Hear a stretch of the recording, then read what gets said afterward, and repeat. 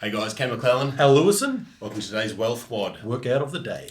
This is where the rubber hits the road. Right, so we've knocked out in previous sessions setting up your investment team, which included conveyancer, broker, mentor, and accountant.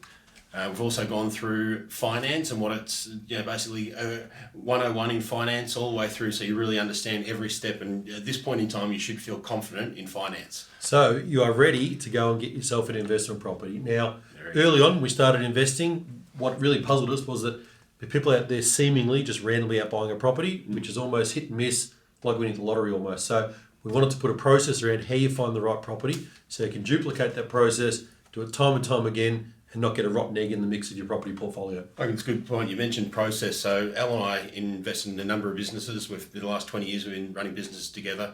I've had 7 businesses in BRW Fast 100s, not blowing our own trumpet. But I won't muck around with it.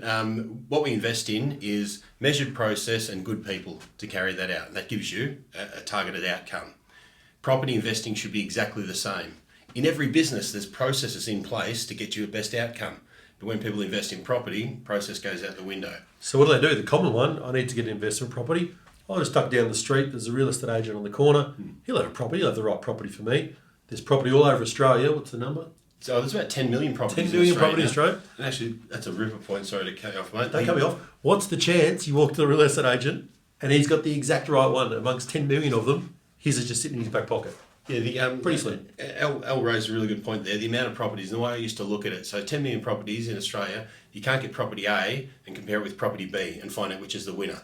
And then get the winner of that and get property C and match those against each other and go through the 10 million properties, just physically not able to be achieved. So what Al and I developed, and if you see the map process anywhere else, they've stolen it from us.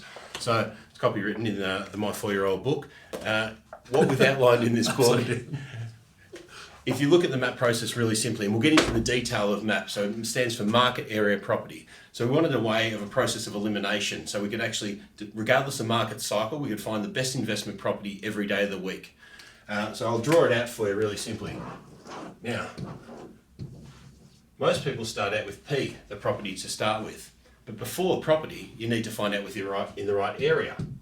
But before you're in the right area, you need to see whether you're in the right market. So hence, the MAP process.